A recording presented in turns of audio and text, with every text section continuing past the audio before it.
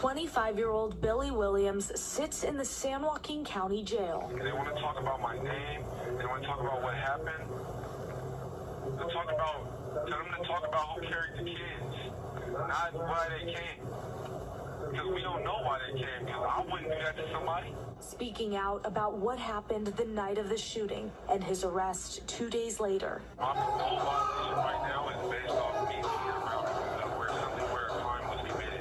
He tells me he doesn't know why someone would shoot up a children's birthday party. Do you think you know who did this? No.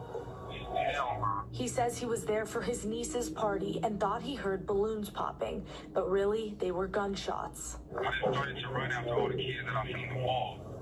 And I started to carry them, and I noticed that when the police came that they didn't run to the kids, they were like still pointing the guns. He says his back was turned, so he didn't know who was shooting at them. I couldn't believe it because I turned around and I seen the little girl fall. When I seen the little girl fall, I was like, this is like a movie. Williams tells me when police arrived, he says they took a long time to get into the building. I was like, the kids is dying, and they wouldn't listen. His parole violation is based on him being somewhere where a crime was committed. That's what he say, bro. He say he don't know why they came. He don't know who came. Then he try to put it on the police like, yeah, they took hella long to... Well, if you run around here making these music videos, bro, and acting like it's a game, like y'all playing laser tag with these guns, bro, how you expect the police to take it serious? You know what I'm saying? But he say his parole violation was based off him being somewhere where a crime was committed, bro. He ain't even supposed to be around no kids. Billy, a.k.a. Dougie, was not supposed to be at that party, okay? Let me tell y'all something. Dude was not supposed to be at that party, okay? He wasn't supposed to be 300 feet within any children. That's why he got violated. So the fact that he was at the party, it wasn't because he was around any gang members. It was because he was around children, and he was, by law, forbidden from being around children at least 300 feet within the vicinity of any type of children. Nano, dude had prior cases, and I think dude got 2 strikes. And Brody got a weird case. Why is he around? You know what I'm talking about? Is he... The thing is, bro, this shit is, it's really crazy, bro. Because a man lost his son. Some other people lost their daughter. Bro, rest in peace to everybody who lost their life, bro. You know what I'm talking about? But Amari Pops, he in the news. He's speaking. He pleading with the public to try to get some resolve for this shit. And some other things. We gonna get into it, bro. Yeah, you going to your first party, man. 13, man. I'm dropping them off, man. Hey, look, man, look. Check. My daddy didn't drop me off at no party here. I mean, we was pulling up on them bikes, man, but I feel like I'm doing a good deed by... Don't do nothing I wouldn't... Don't do nothing I wouldn't do, boy. Be respectful. Have a good time. Try not to get no nigga ass, but don't let nobody play with you, alright? Alright, man. I love you, man. Have fun, man.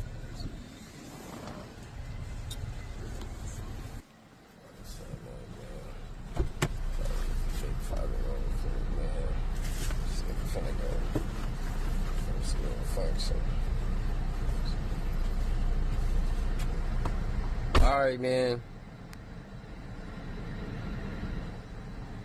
Shit crazy, bro. So not only did y'all take this kid from him, he gotta live with that while trying to take care of the rest of the kids he got, bro. You know what I'm talking about? This shit, we gonna get into it, bro.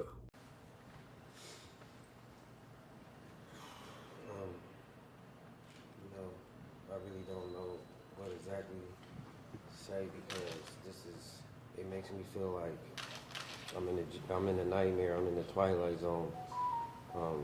Ever since this happened, me or my wife, my kids, we haven't been able to eat, sleep, think correctly. I don't even know what time it is. I barely know what day it is. And I'm just really messed up and I'm really hurt because, my son's gone and, he was the joy of my life. And I just, and I don't want to be one to question God, but it just has me questioning everything about life. Every day I go to sleep, I wake up. I can't really sleep, but every day it's just my son is on my mind. Like it's like I feel like he was stripped away from me and for nothing.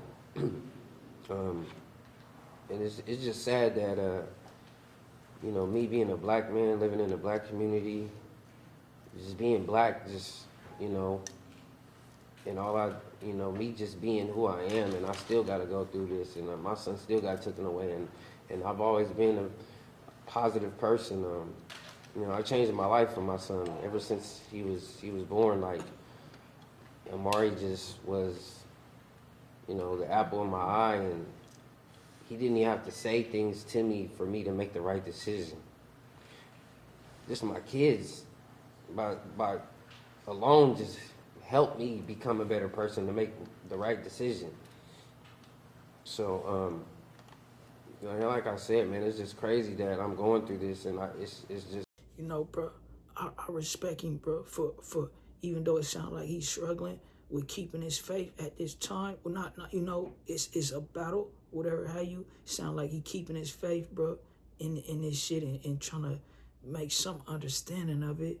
You know what I'm saying? Along with hella other things, like, just the everyday of being so-called black, like, bro, you know what I'm saying?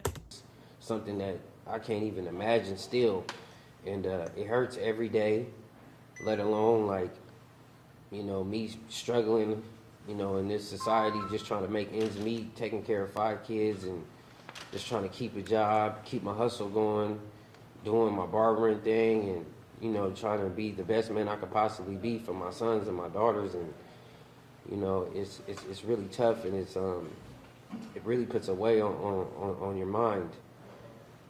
And with me losing my best friend, it kind of has me thinking that I'm going crazy.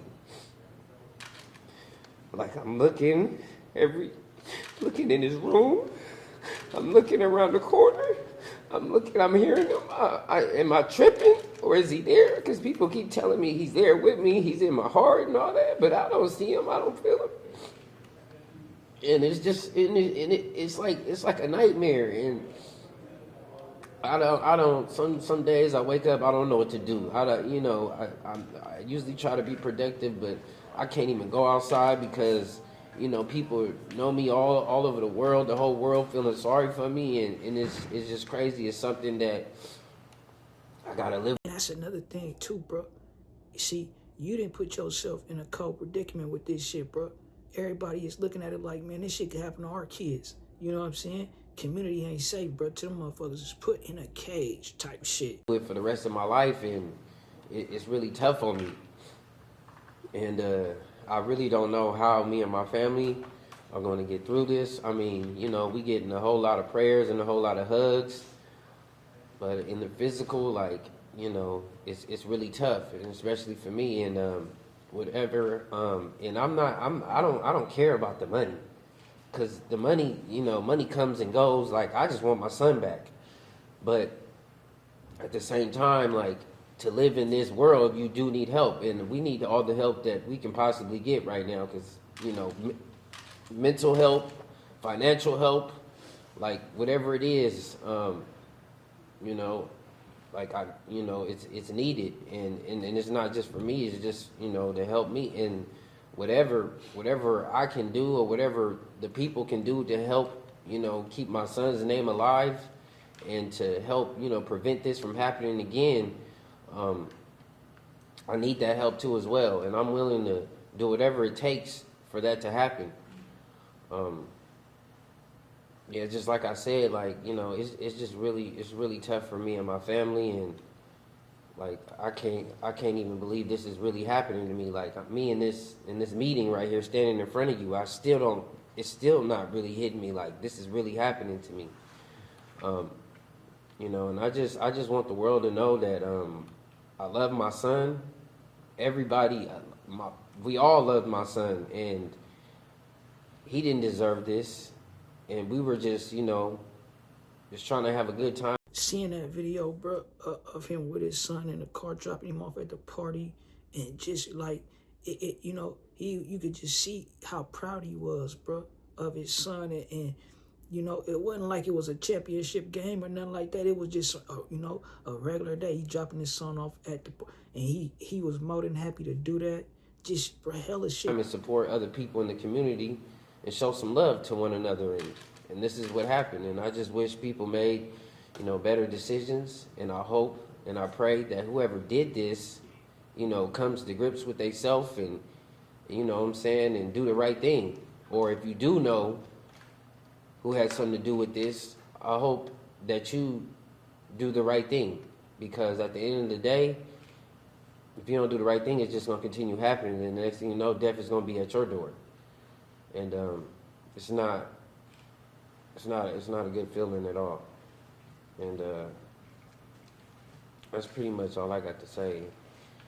Cause I'm just rattled right now with all of this right now. And like I just posted a video of my son this morning. Like every day I wake up, like, you know, the whole world is talking about my son. Got him on videos and with all this, you know, with this rap stuff, and then the kids from the schools and just crying and crying and crying. It's like my whole life is a satire now. Like I just, you know, I'm in depressed mode. I'm walking around here like droopy, and it's like, you know, I know my son wouldn't want me to be like that, but, you know, I'm just very hurt. We all hurt, and I just need all the love, and my family, we just need all the help and the love that we can get, because I don't know how we gonna even bounce back from this. So if anybody has, you know, resources for us for our mental health, and I'm pretty much sure I'm getting all of that from the people that are around me, Jason,